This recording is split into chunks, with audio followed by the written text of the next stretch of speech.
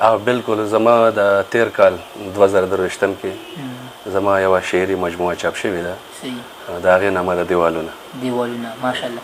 تاسو خو به هر سنه ډېر زیات لیکئ، ما خو ستاسو کتاب ریډ کړی دی، خو کوم سره مو ډېر زیات خوښ دی او په کوم موقع ډېر زیات کړی دی؟ په بنیادي توګه پښتو ادب کې که موږ څومره شاعران هم ګورو نو د هغوی ابتدا غزل نه کېږي.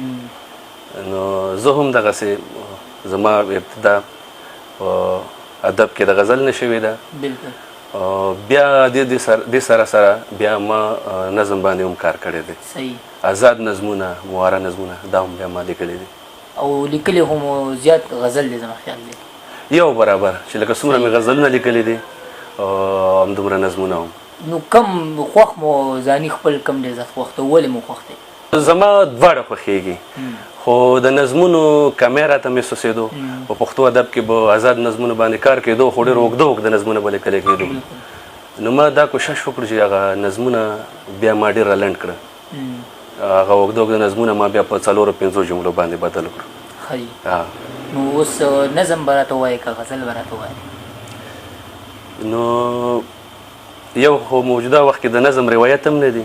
موږ چې څومره د برېښنایي رسنۍ ګورو هر څوک غزل اوروي، نو زه به آغاز به زه به خپله ابتدا دغه نه وکړم نظم نه، دا به در سره شریکم. یو څو مختصر جملې نظمونه دي که ستاسو خوښه وي او د ډالۍ په توګه تاسو ته او بیا د ستاسو چې کوم مینوال دي دا کرني وراره اولنی نظم دی. د دې نامه ده باران.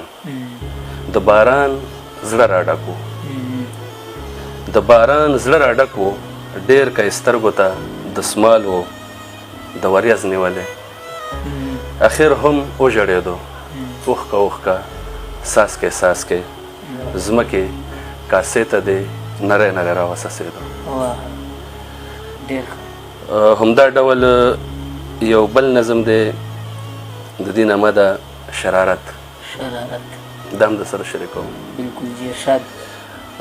هغه څه داسې دی چمنو ګل پکې مسکی ولاړو، چمنو ګل پکې مسکی ولاړو، یخې هوای نرمو شونډو ته لمن وهله.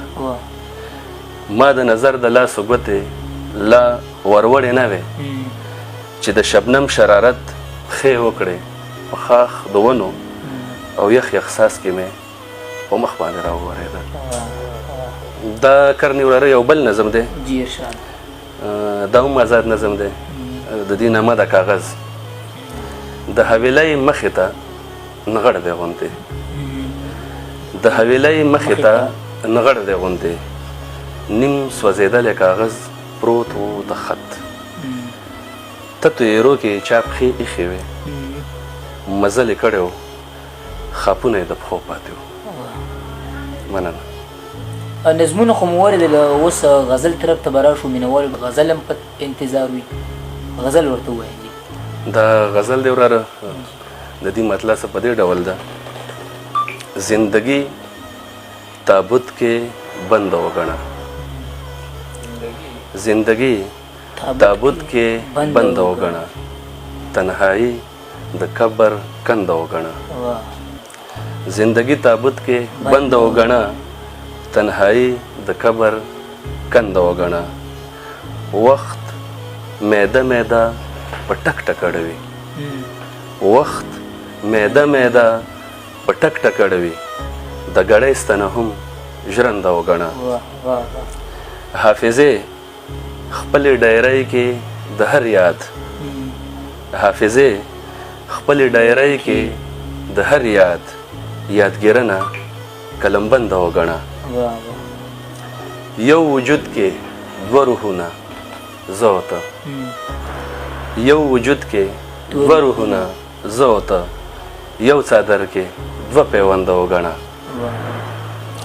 همدردي لفظ د خواره بحث موضوع، همدردي لفظ د خواره بحث موضوع، دا موضوع زخته پسنده وګڼه،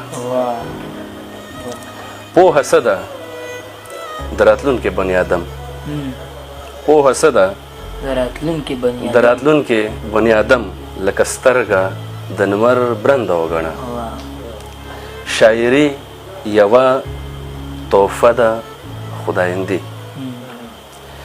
شاعري یوه تحفه ده خدایندي. دا تحفه په یو څو چنده وګڼه. واه واه. د څهرو رسپړدل اورې د څهرو، د څهرو رسپړدل اورې د څهرو، د زیرکو خلکو تنده وګڼه. یو معشوق ژوند ته راغلی دی تازه، یو معشوق ژوند ته راغلی دی تازه، یو عشق تلې له ژونده وګڼه. دغه ځمکه بې وزرو مرغۍ هم، دغه ځمکه بې وزرو مرغۍ هم، د اسمان پنجره کې بنده وګڼه.